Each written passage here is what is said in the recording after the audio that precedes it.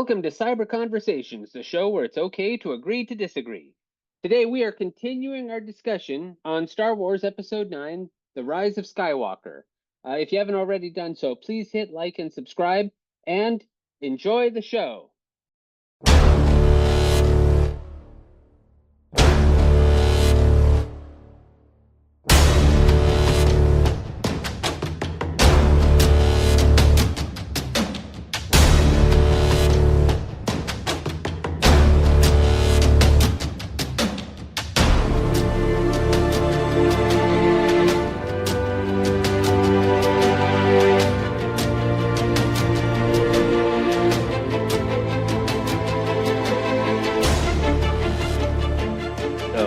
Anyway, so now we're getting to something that is incredibly divisive and controversial, and I can totally understand why. And that is that they're in the speeder, and then shit happens, and then they fly off the speeder because it blows up, and they land on a random scrap of desert.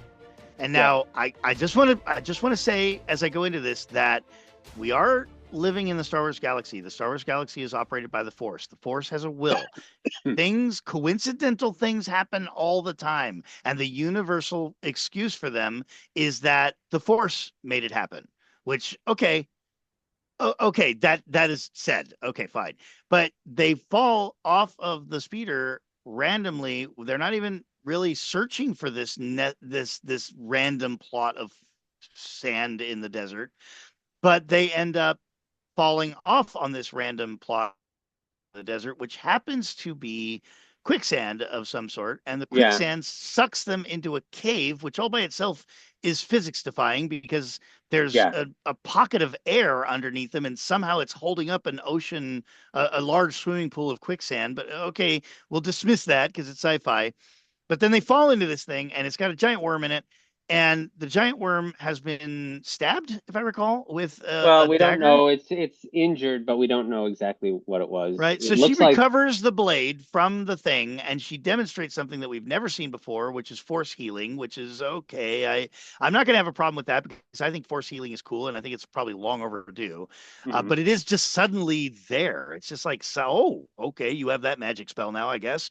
I don't know. There's no introduction to it. It was in everything before that, though. I mean, not the movies, but aside from the movies and the shows, you're talking about like the books and stuff. Yeah, the books and the games too. I get it, but it's never been in the movies before, and so that's typically what we think of as canon. So it was just a little bit surprising. But I'm gonna dismiss that. What I'm getting at is that she recovers this dagger from this monster underneath the sand that she I mean, it's such a MacGuffin thing. It's such a plot armor thing. It's like it strains even a Star Wars fan's acceptance of coincidence and moving the story along. It's so damn coincidental. It's almost as gross as crashed. You mean that they crash on the exact spot where this random patch of quicksand is. And the quicksand is actually suspended over an empty pocket of air, and underneath the pocket of air is a giant worm that needs to be healed, and a dagger that happens to be the secret key to finding the very thing that they're looking for. And that becomes the new MacGuffin.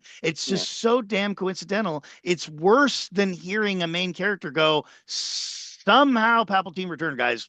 Moving on.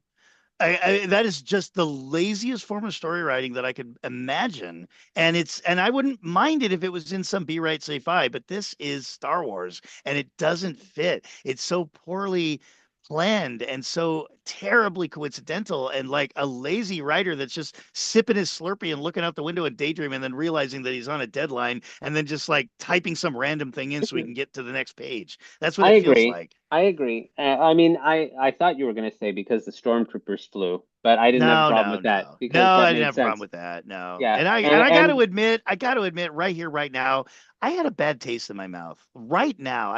I'm sick in my chest. I really, really, really, really, really, really hate criticizing Star Wars like this. It hurts. I do not say these things lightly. It's just inescapable. And I think that I understand. From what I've seen online, everybody agrees. I mean, it just seems to be a universal thing out there. For what it's worth, think about what I'm going through, because I love this movie, but I still have to admit the problems with it. Yeah, yeah, I get it. I get it. You So know, I want anybody listening to realize that we are not overcritical of Star Wars. We definitely don't like trashing Star Wars. This is definitely not a Star Wars trashing podcast. I no, hate no. it. I hate that. I have that feeling in my chest right now. But I have to mention that is just some very, very unforgivably lazy writing right Yeah, there. and I still want people to know, and I'm not going to go like we've already talked about many times what the podcast is about, but I'm not like changing my mind about things because I want to agree with Vern. Um, I still believe that we disagree respectfully, and there's nothing wrong with that. However, in many of these cases, as much as I love this movie, I do recognize there's a lot of problems with it, and this is one of them. This is one of those things that it stretches belief that of all the places on this gigantic planet that's full of desert that they would happen to land on the one spot that is needed. And yeah, you could say that the Force guided them here, but Yeah. that's like how they. I mean, it's getting to the. I mean, we talked about this with the prequels and some of the things I didn't like about the prequels, and we said, well, the Force was guiding them, but it just Right. keeps happening over and over and over. Right. But when it gets to a certain point where it's like, guys, that was a nice jelly to spread all over the toast, but you can't just use that every single time you don't have an idea. And so Yeah, as fans trying our best to be merciful and to have fun and accept what it is, it's easy for us to just be like, I guess it was the force. But if you force us to do that over and over again, then then all of a sudden it's like you're making me do backflips because you have no inspiration, because you couldn't come up with a better idea, because you apparently skipped writing class when you went to college. And it's like, I get it if you're just, an indie guy that is trying to make some sci-fi that turned out to be a flop. This is Star fucking Wars. You can't do that. There's no room for amateurs. This is mm, Star Wars. This is a $4 billion property. This is a multi-generational property that inspired some of the greatest filmmakers of our time. You can't do that. You can't hire amateurs that have no better ideas and then just throw a MacGuffin in there and then smooth it over with some force jam. I will do backflips for you. I will, but you just if you keep making me do it, sooner or later I'm going to start resenting the fact that you made me pay for this. yeah, That's it. That's all I'm going to complain about. yeah. And you can Um, take that sound bite all by itself and you can throw it out there because I bet it would stir up a lot of anger because I think I just expressed in a nutshell what so many people have been trying to say for so long. And I think what galls me the most is not that it's a problem in and of itself, but that it divides us. That's my biggest problem is that it really does divide us. And I think it's sadly enough, it seems to divide us across the line of people who want to enjoy Star Wars like you and people who want Star Wars to be great. And that's a sad line to have to draw because both of them are right. And yeah, yet ultimately the net result is we are a body of people that used to have all the same ideas and be on the same page and now we're all at each other's throats. yeah, And it's just wow, I that's a hard one to forgive. yeah. Okay, so the one thing that I do want to say about that quicksand was that the first time I saw the movie, I have to admit that that I didn't think of quicksand. The first thing that came to mind was lightning sand. And as much as I think that snake, the Vexus, was interesting, I think it would have been better to have an ROUS there. You mean just as like an homage? Yeah, because it's lightning sand. They're in the fire swamp. I'm sorry. I thought that was really funny. Like that's the first thing I thought of when they started in the I quicksand. don't Because know. I don't know. I don't know how Disney is fast. not the type that does homages to other productions, but I think I most know. of the fans would have got it, and I think it would have been a highlight of the movie. Well, actually, they do. I mean, every Star Wars movie has like something from Indiana Jones in it, and Indiana Jones has a lot of Star Wars references in it. Yeah, but that's all Disney property though, Yeah, so yeah, like yeah. Princess Bride is an entirely other production, True, true. I despite just its classical nature. My point is not really that I thought that they should do that, but the first thing I thought of when they fell into that quicksand, because I've never been in quicksand, but I know it doesn't suck you up that fast. So when I saw it, I thought it was lightning sand.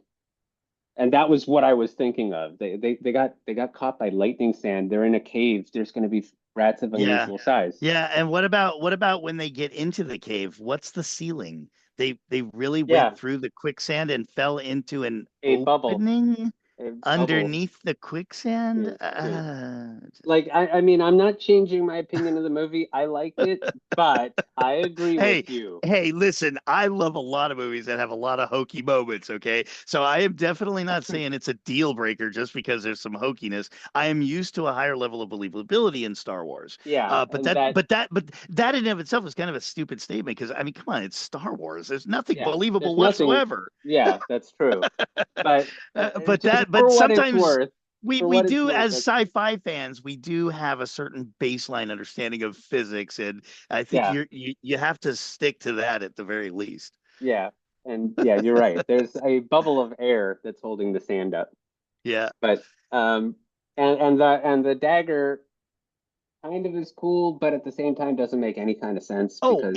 in and of itself, it was a cool idea, but we needed a lot more But even backstory. but We even needed what the to know dagger who ends up made this doing, thing and why. but even what the dagger ends up doing doesn't make sense. Yeah, no, nothing about it makes sense. Yeah, It's such an obviously contrived plot device. And I've yeah, heard countless people say the same thing online and in person. And it's just like it's not you're not fooling anybody. Like there's anybody out yeah, there under over the age of 6 that is going to look at that and roll their eyes and go, "What are you thinking?" You know, it's yeah. just not something we're going to buy hook, line, and And it sinker. is something that I regret because as much as I love the movie, I can't change the fact that that is a ridiculous plot point. Not Yeah, just the fact that out of the entire planet, they landed on this particular spot where the dagger was, but when they finally figure out what the dagger does and they go to Endor, it actually points to the wreckage of the Death Star. Like, how would whoever made the dagger, how would they know that right. there's a Jedi holocron in the wreckage of the Death Star and where the Right. wreckage would Why, be? why, if they knew that well enough to want to preserve the information, did they not just go get it? Yeah. You know, And and how it's would the just dagger be able to be pointed at the wreckage? Like, how did they know where the wreckage was going to land right, exactly. to And be able and to so have even if you different? had somebody there that was after the fact, like you, like the Death Star itself was first of all shattered in seawater, Yeah. so. So in order for the dagger to work, you have to have a person holding it at just the right distance away from their face, standing in just the right place on the planet, facing in just the right direction, and you have to assume that the terrain hasn't been altered at all in however many years between the dagger being made and being used. Yeah. And It's you have been to like 30 assume the years. wreckage, right? Yeah. 30 years. You have to assume the wreckage has not moved. You have to assume that no part of the Death Star has corroded and then collapsed in on itself, changing the skyline of the thing. And if that happens, then suddenly the dagger cannot possibly point to the exact contour of the area that it was supposed to. Yeah. But whoever wrote that, whoever filmed it, whoever commissioned the prop, whoever was in the editing room afterwards, every single one of those highly paid, highly educated, highly trained professionals, none of them did that occur to, apparently. Not Yeah. one. And Or that all by itself is an overwhelming amount of oversight, I think. And the average thinking person looks at that and goes, how much money do you guys flush down your own pockets to let this thing go through without even thinking about how unbelievable it is, or just taking the time prior to this in the movie to be able to set it up and explain these things that you know later we're going to ask the questions for? We just want the explanation, that's all. yeah. So I mean, that's this calls back to what you were saying before. I hate saying that about this movie because I still love the movie, but I can recognize it's ridiculous and kind of Yeah. stupid. Well, Um, and I appreciate that. I appreciate the fact that you are really trying to defend this movie, which I admire, and that you still have the, presence of mind to be able to look at something super obvious and just go, yeah, but I can't get behind that. But I'm sort of halfway between the average cynic, who happens to be a critic, and Josh, who happens to be like one step shy from Peter Pan. I'm like somewhere right in the middle. Thanks, I think. Um, You, you know you love it. yeah. Well, anyway, so they get out of there. She heals the snake, and the snake leaves and gives them a hole that they can get out of. And this is when we get the shot that was, I mean, not right away. They find that ship, Ochi's ship, and C-3PO reads the dagger and says he can't say what it says because he's not allowed to translate a Sith language. Convenient.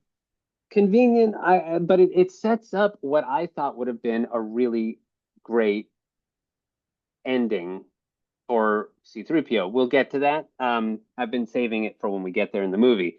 Um, but I mean, I guess that kind of there's really no way around it. I thought, and don't get me wrong, I don't have any problem with C-3PO. I love C-3PO. He's the king of Star Wars.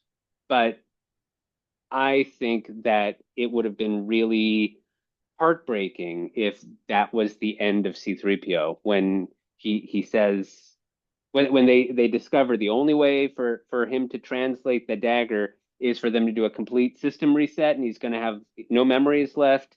And he says R2's memory banks are completely unreliable, and they ask him. I think Poe says like, "You're good. You're the one who always wants to tell us the estimates. The odds.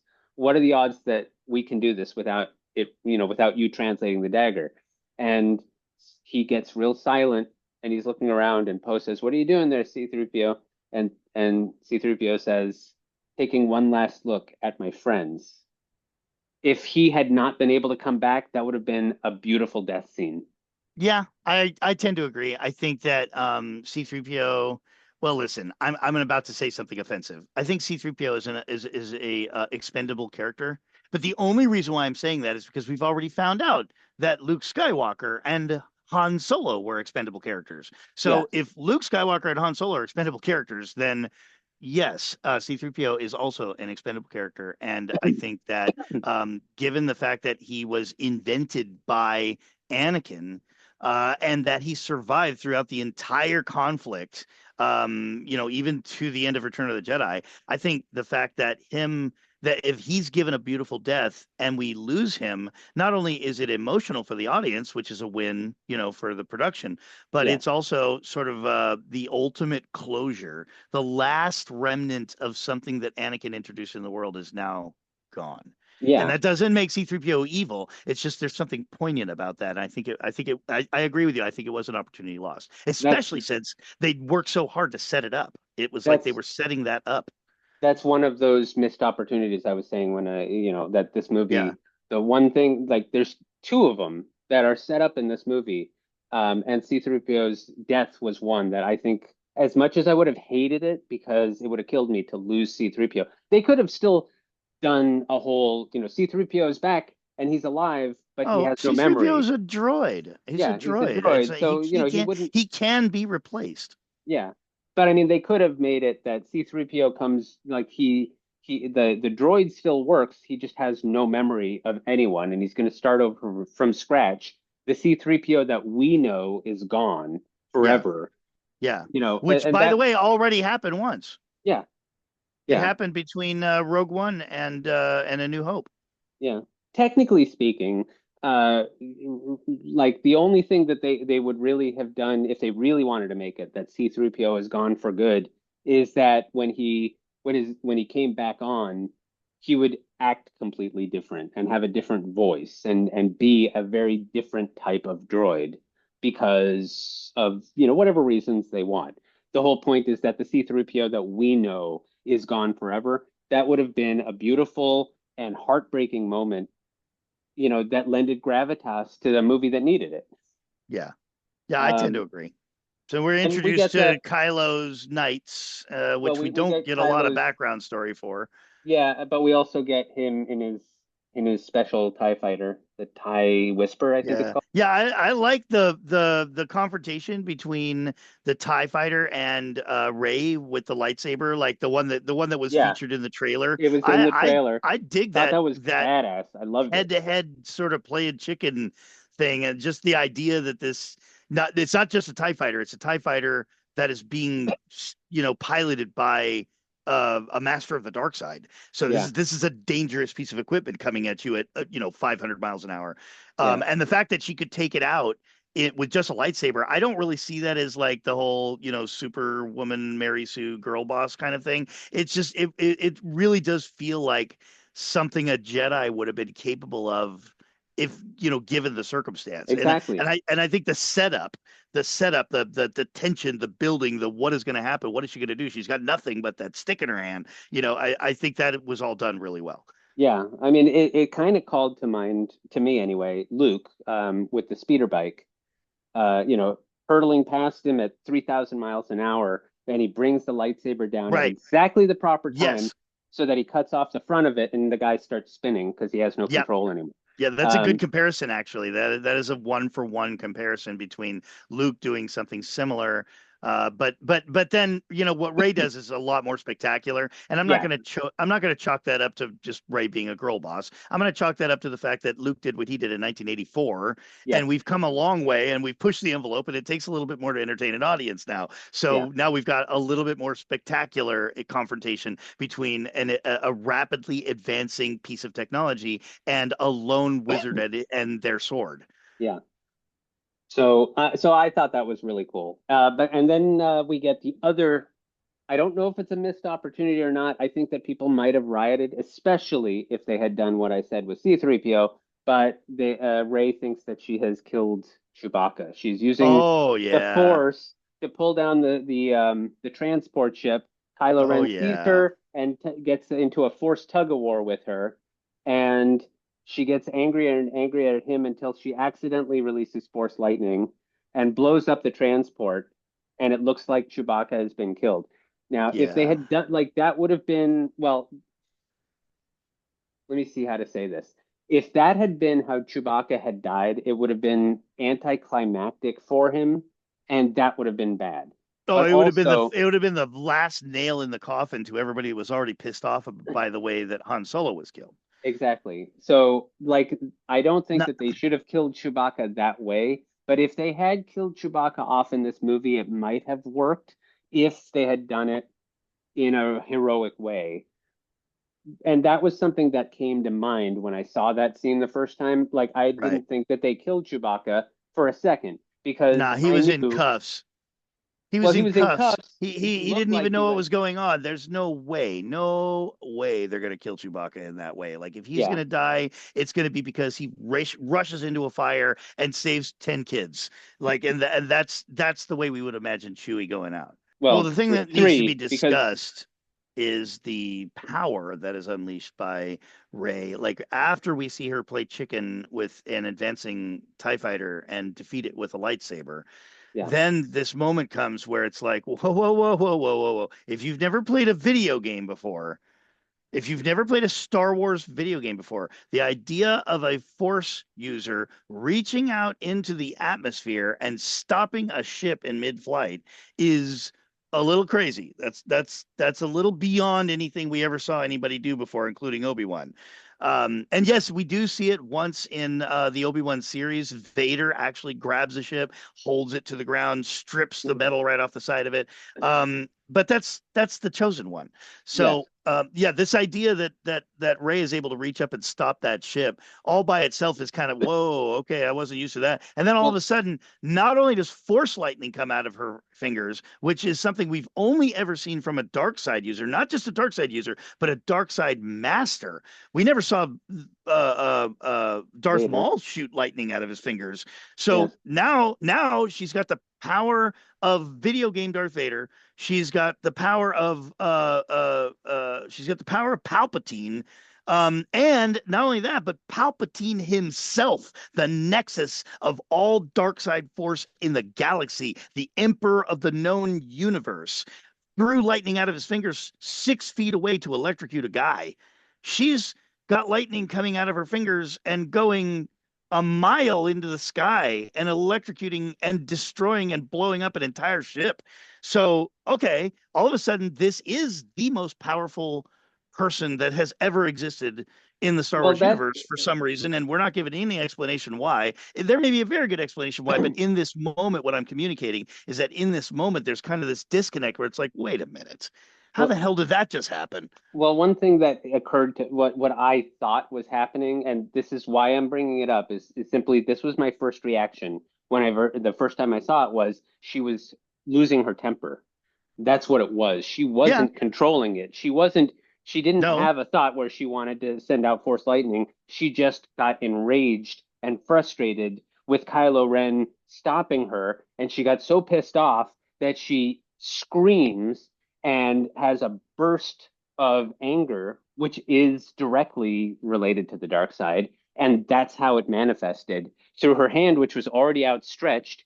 Without even realizing it, she sent out this explosive bolt, and it was completely directionless. It just happened to be going in the same direction she was pointing at, which was the ship. So I took that as not her being super strong, just her being pissed off. But Yeah, I and you know, I get that. I get that. But last time you got pissed off, did lightning shoot a quarter of a mile out of your fingers? well, I'm not It's a like, Jedi.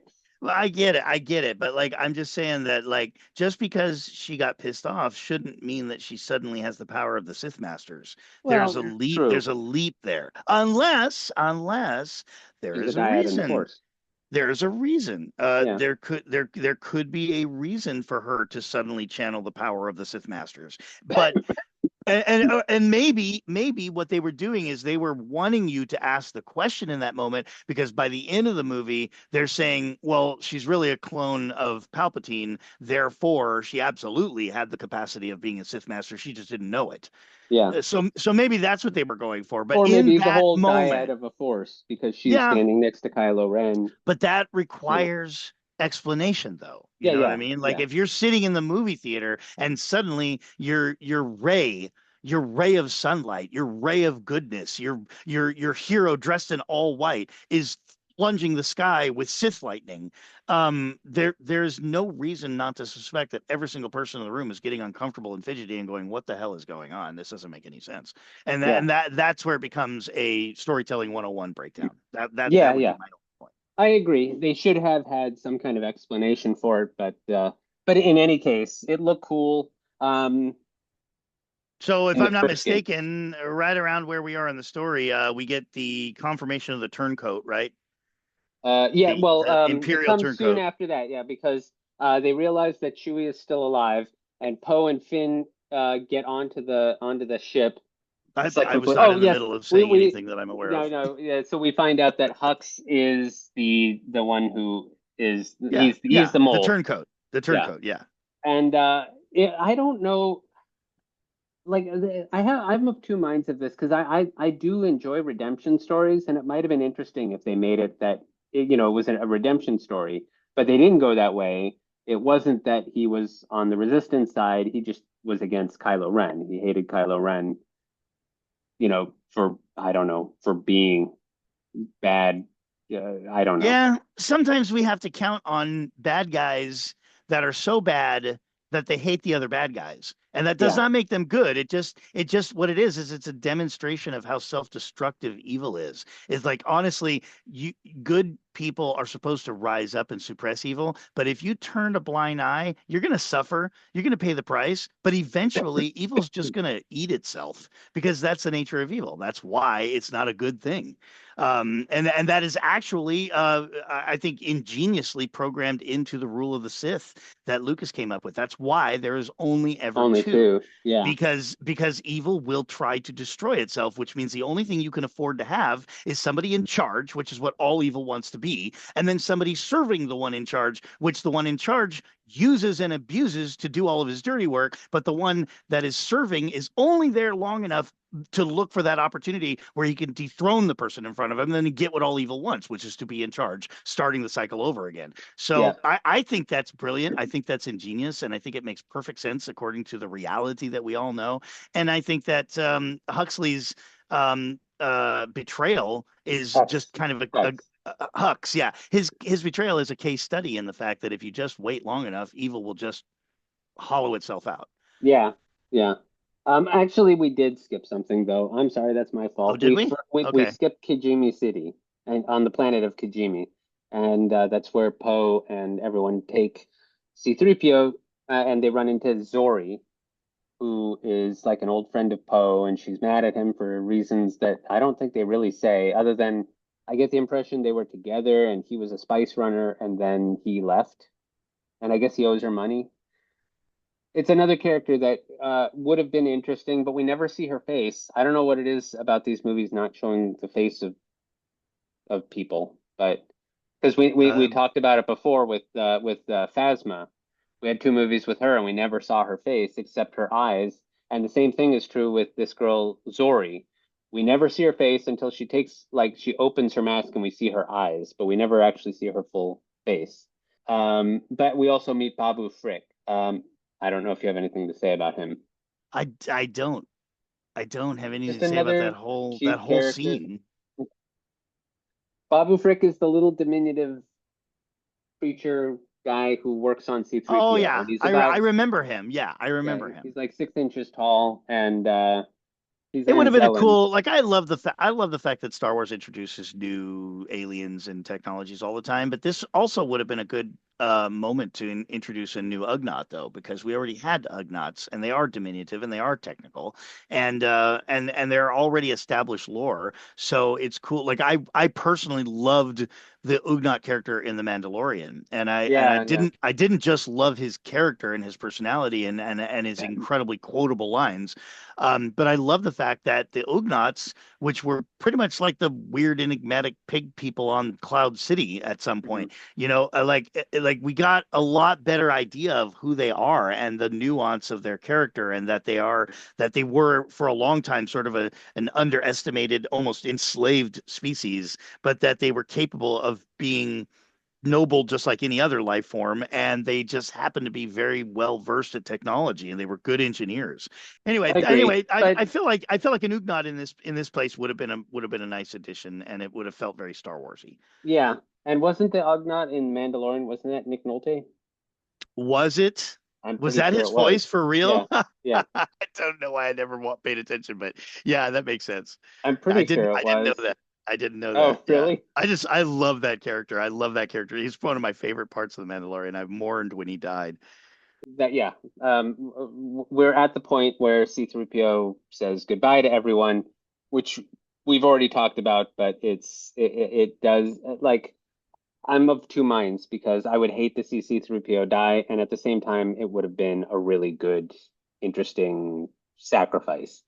Um, in any case, that doesn't happen, and he does translate the dagger, and it points to the ruins of the Death Star, and that's when they realize that um, Chewbacca is alive. So that's when Poe goes to get him, and Rey has her little fight, the Force fight with Kylo Ren through Force projection, or that whole dyad of the Force thing where they can connect even though they're not in the same place.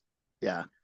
And that's how But they they, connected more than just an experiential way. There actually are some physicalities involved yeah, in the because they, conflict that let you know that they're really maybe not just able to touch each other, but maybe able to kill each other. that's how he had originally found her when she was on that planet with the party going on, was Yeah, because he snatched the necklace off and they right. He analyzed steals her it. necklace. Yeah.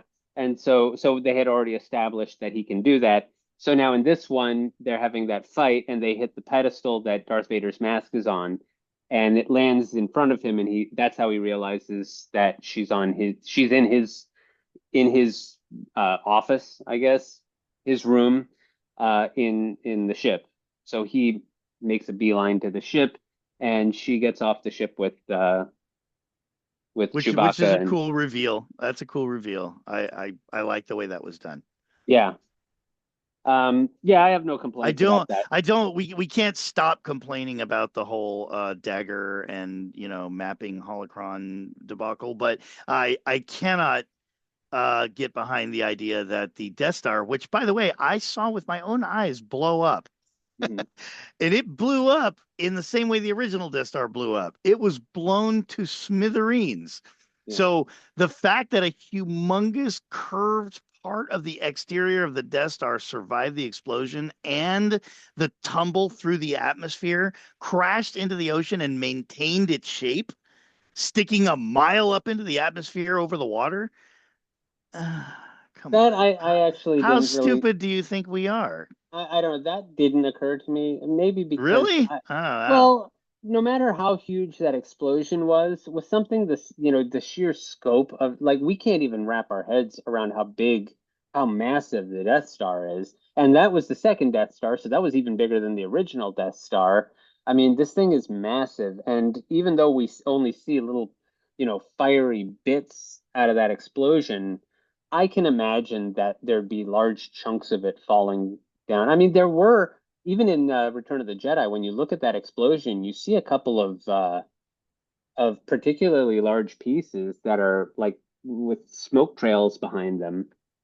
So, Yeah, yeah, maybe that was fair. one of And them. it's I it mean, I'm is not, it it is Star Wars. It is Star yeah, Wars. So sometimes you just I'm have not to. saying you're wrong. I'm saying that I don't Yeah, know. no. Yeah, I'm But not saying you're wrong either in this case. I get it. You're reaching for an explanation, and I'm not saying it's not plausible.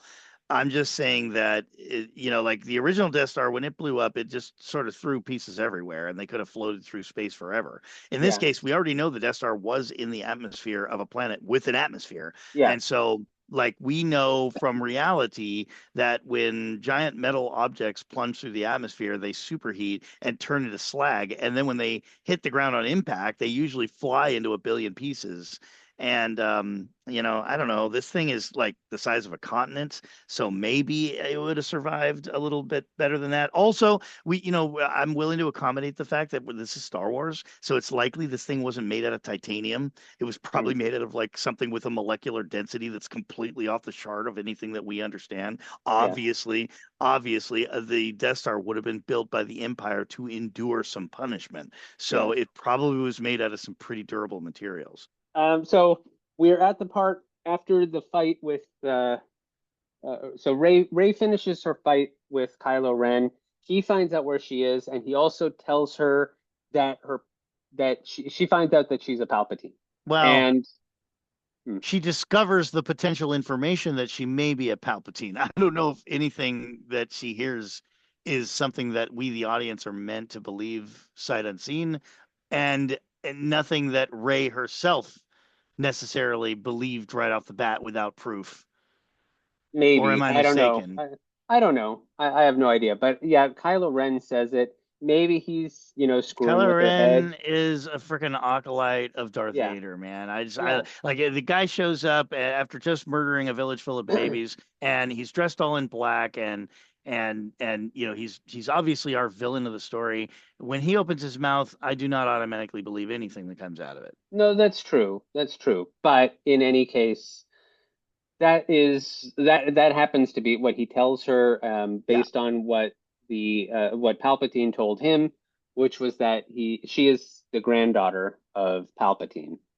Um, and that's why the Palpatine, he had said that he wanted Kylo Ren to kill her, but then we find out later on he didn't actually think that Kylo Ren would be able to, but he would bring her to the Emperor. And he couldn't just tell him, bring her to me, because he was promising Kylo Ren that he would run the show when really he intended on taking over Rey's body, I guess. I mean, and again, we've said this before. Even I, as much as I like the movie, I do feel like this was some kind of form of damage control yeah, after people that's a good way to were put it. vehemently against what Rian Johnson did. Now, something that I meant to say before, but I forgot to, was that I was looking up Colin Trevorrow's his first idea, which was supposed to be Episode 9, and it was going to be called Star Wars Duel of the Fates, named after the song, of course.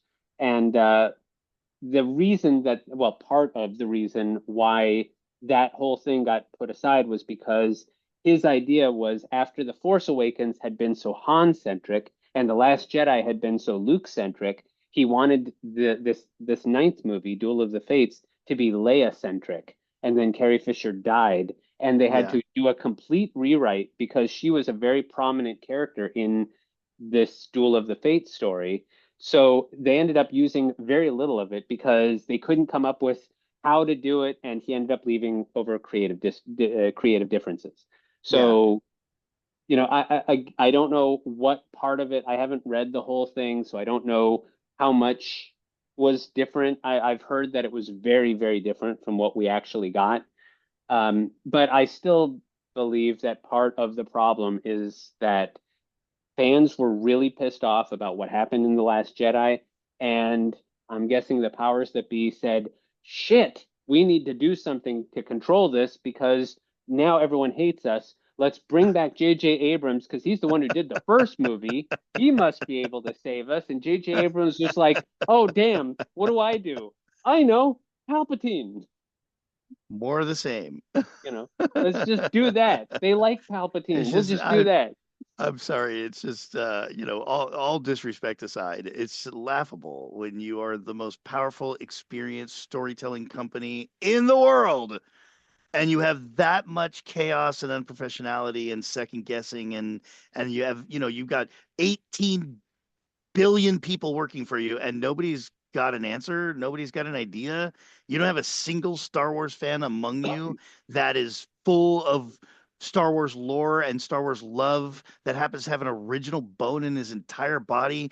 Uh, I'm sorry. I have no all idea. you can do is laugh. You have to Yeah, laugh because it's I like, have no idea if I, I'm even hitting the nail on the head, though. I mean, I could be completely reaching. And I mean, one thing that I do know, because they stated it, is that the movie was going to focus a lot on Leia, and Carrie Fisher died. no, yeah, So, we both know that you're within the realm of accuracy. We neither one of us know exactly what happened, but I think it's pretty safe to suppose certain things. yeah, but that's the only thing I know for sure. I'm like the rest of it is pure conjecture. The only thing I know is that Carrie Fisher unexpectedly dying is what is like the first nail in that idea, Duel of the Fates. So, so damn it, Carrie, why'd you have to go when you did? Oh man, I mean, I think we all wish that she was still alive you're anyway. you're not allowed to be mad at Carrie. And I'm not mad at her. I just wish that she was still alive. Yeah, we artificially killed Luke and we Yeah, artificially killed Han, and then Leia died for real. yeah. So then they land on Endor and they meet Janna. Um, and actually, no, Janna. Now this was interesting to me because we find out while Rey is off sulking because it's like there's the waves are too rough and they can't take the boat out to the Death Star. So she's upset about it because she wants to go straight there. But we get a scene with Janna and Finn, and that's when we find out that Janna and all of her group are like Finn, stormtroopers who woke up. Yeah, And I thought that was fascinating because I did. Yeah, I did too. I thought that was the Force basically waking them up. Yeah, I love that idea that we got a glimpse on Finn, and it was like, oh, look at that. There's one guy who actually broke free from the mind control, and then suddenly you realize, oh, Finn is just sort of an exemplary story on a list of many, and Yeah, that does that. I had the same exact thought. That does introduce at least the probability that the Force is awakening and yep, that it is stronger than the mind control, stronger than all the abuse, and that it's calling people to itself. yeah. They start realizing, like Finn, they witness the evil of this of the First Order, and they realize, no, I'm not doing that. We're torching Yeah. the whole village. We're leaving no survivors. And he's like, Well, no, no, I'm not be, doing that. because no offense to all those Imperial dark side fans out there, but the Force is created by life, and the dark side destroys life. And so it seems to me that despite the fact that we have this idea that balance is about having 50% evil and 50% good, which by the way is not balance, that's actually a scorched earth. If you have 50% evil and 50% good, good gets overwhelmed real quick, and evil destroys everything and runs out of things to destroy. That's not balance. That's absolute destruction. Balance is when you have 1% evil and 99% good, which is how you keep everything together long enough for evil to continue to flourish. And so it just occurs to me that if the Force is creating life and the stormtroopers are working for a mechanical empire run by the dark side bent on destroying life, exemplified in, say, Alderaan, then then it makes sense that the Force, as a willful entity, would reach out into the ranks of the dark side, and anyone that's listening, which isn't going to be everyone, but anyone listening, it would want to sort of softly coax them out of that, because the more people it can get to not side with death, and the more people it can get to side with life, the better off for life it will be, and therefore the better off for the Force it will be. Does that make sense? Yeah, yeah. At the Yeah. risk of sounding religious, because I don't want to bring Well, religion into this there's too definitely much, no, but you can't avoid it. There's yeah. definitely a religious aspect to everything I'm talking about right now, But what and you're it's very saying much at the basically heart of is, Star Wars. yeah, but what I was going to say is basically anyone who hasn't hardened their hearts against the Force, it speaks to them. Yeah, yeah, there you go. That's a good way to put The it. people who didn't turn, the people who stayed faithful to the First Order, their hearts are already hardened. There is nothing that can be done for them.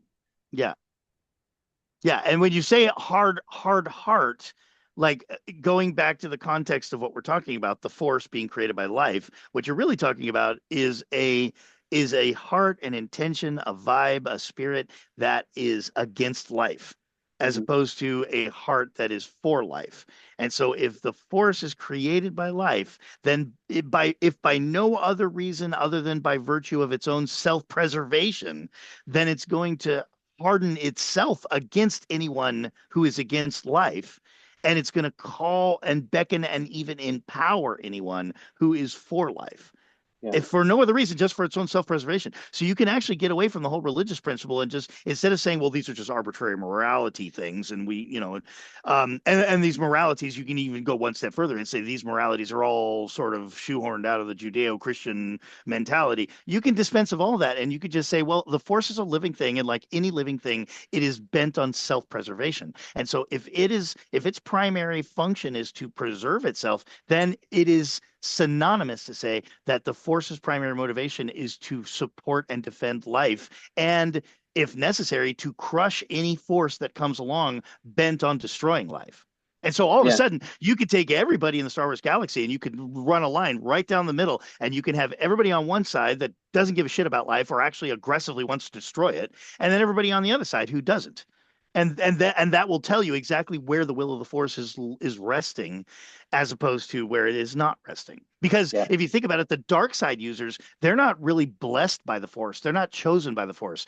They use the Force by virtue of their passion and their anger and their frustration, which we translate as quote unquote evil. But what they really are doing is they're grabbing the Force almost artificially, and they're bending it to their will, as opposed to the Jedi philosophy, which is like the will is already in the Force. The Force has a will, and it's our job to interpret it and go with the flow, to go Mm. with what the Force wants. That seems to me the fundamental difference between the Jedi and the Sith. The Sith make the Force do what they want it to do because their will dominates, and the Jedi find out what the Force wants and then flow and cooperate with it because they want the Force to have its way. Mm. Well, that's as But religious anyway, as this conversation will get. yeah. So then, but then Ray has had it, and she gets on this little skiff thing that she goes to the Death Star, and she goes to the throne room because I think that's just fan service, um, because not just the fact that it's the throne room, but they also played the score, the same score from when Darth Vader died in Return of the Jedi, which I Oh think is yeah. both a good thing and a bad thing because it's a good thing because it's John Williams and it's classic and I love that score, the soft melodic version of the Imperial theme. Yeah. Um, but at the same time, even the first time I saw the movie, um, because I'm so familiar with the soundtrack, that's what I was thinking of. So I'm watching her through the throne room, but I'm barely paying attention because I'm listening to the music and remembering what happened in Return of the Jedi instead of paying attention to what's happening in the movie. Hmm. So I mean, I think it's a good and bad. I mean, I Hmm. always love a callback to the old music, but at No, the but same that's an time, interesting point though, because all three of these movies try so hard to resurrect and use nostalgia as sort of a form of audience manipulation. And what you're saying is something I've never even thought before. And that is, like, we all love nostalgia, but where is the line drawn before you get to a point where the nostalgia is actually distracting to the actual story or to the characters or to their motives because you're thinking about the past rather than the present. You're Mm. thinking about the thing that the nostalgia is focused on rather than the new fresh thing that's happening right in front of you.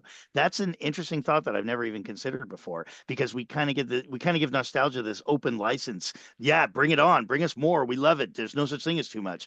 And yet there probably is such a thing as too much, which you're Yeah. describing right now. And I'm hesitant to say that because I do love fan service. Well, I love it. obviously we all do. Yeah, We all do. yeah. But But maybe to our detriment. Maybe we're so I mean honestly, we could have a long conversation about everything that's come out in the last 30 years. But there's a lot of fan service out there that gets really distracting because it's like, look, guys, you're trying to tell your own story.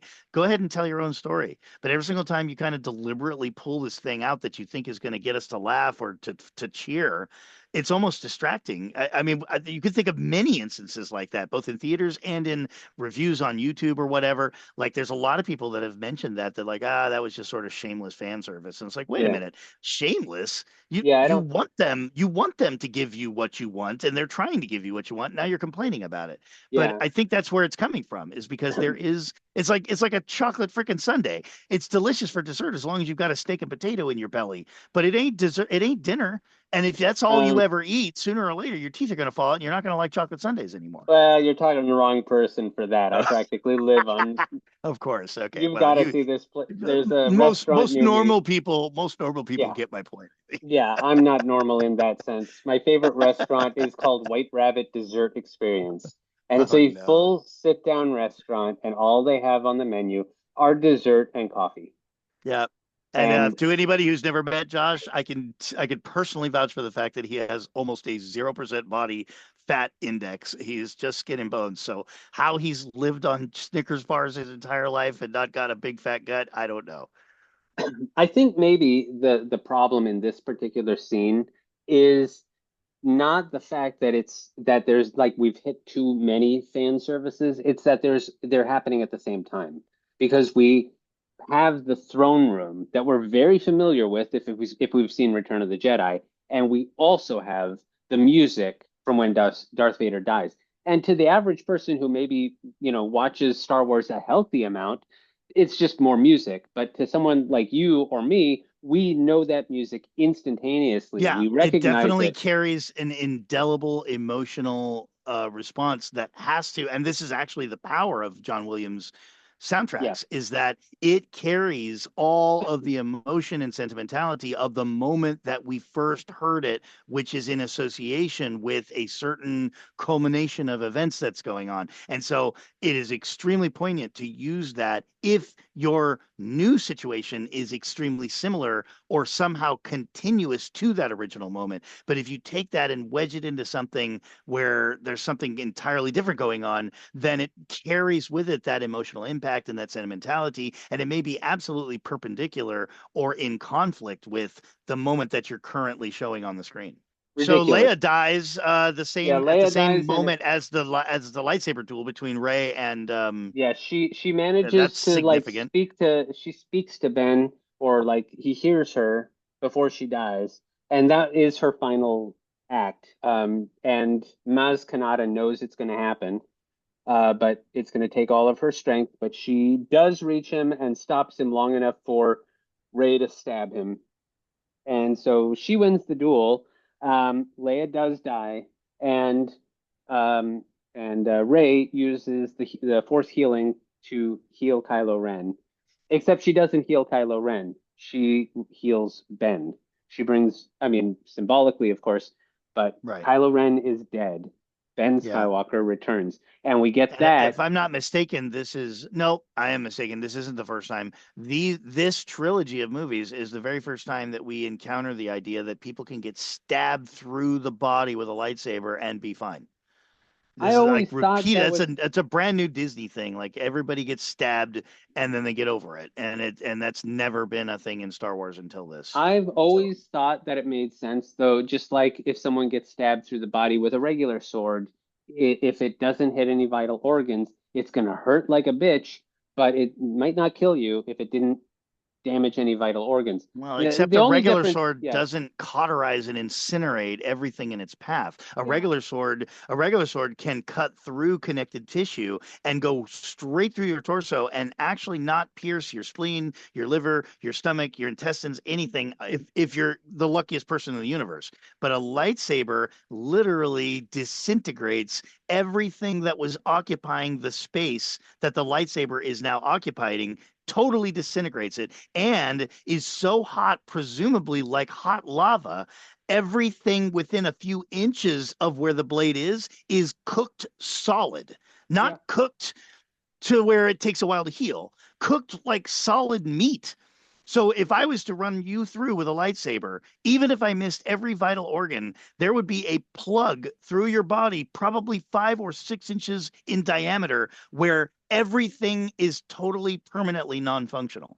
yeah, Now it's Star Wars. It's Star Wars. There's back to tanks. There's cybernetic implants, that kind of thing. But yeah. like the idea that people just sort of ouch, and then they have their friend like put their arm over them and then limp out of the battlefield. Like I don't know. I think I'm with the vast majority of Star Wars fans when I say that's probably a thing that should have never happened. The lightsabers used to be devastating, Yeah, and they're not devastating anymore. maybe. I mean, I'm definitely like I think you're right, but at the same time, you know, this is what happened, and Yeah. I'm not going to Yep. complain about it. Yeah, yeah, I yeah, mean, yeah. at the I'm not. very I least, don't waste a lot of time complaining about it. I mean, we're yeah. here to talk about it, but I mean, we I don't know don't how lose any sleep lightsabers over work. it. Yeah, because we don't actually know how lightsabers work, and we don't actually know what they do. We have lots of theories about them Well, I based don't on what know we about know. that, Josh. We know how lightsabers work. No, because we can't build them.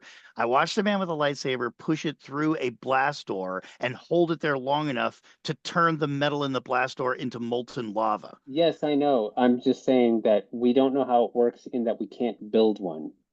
Um, So yeah, I mean, a couple of I will people have, reluctantly give you that one. yeah, like I mean, a couple of people have made what they call proto lightsabers, Yeah, they're not. but they're not. No, they have a They're blade that is fun. always there. Yeah. And They're fun in a YouTube video so long as you don't see the wires and hoses that are off yeah, camera. yeah, But no, but the point is we've seen lightsabers do things yeah. I for a agree. And long time, and we know that if you can chop the nose off of a speeder bike traveling 80 miles an hour, and without hesitation the blade slices right through the middle, severing it utterly, the heat and the energy required to do that would cook 2 inches of your guts outside of the saber, and the saber itself would disintegrate every single bit of your tissue wherever the right, lightsaber blade is actually occupying. We I know that agree. that's not Yeah, debatable. yeah, I agree. I'm just saying, like, my argument is not that it's not realistic or anything, because none of it is realistic. It's just not that much of a complaint for me. That's It's fine. definitely That's not fair. something that I mean, I can That's say, perfectly fair. I can say until I I'm had blue to in the bring it up face. because we're talking Yeah, about it. That's all. yeah. Well, that's all the time we have for today. Please hit like and subscribe. We will continue our discussion next week, and I hope to see you then. As always, make tomorrow better than yesterday.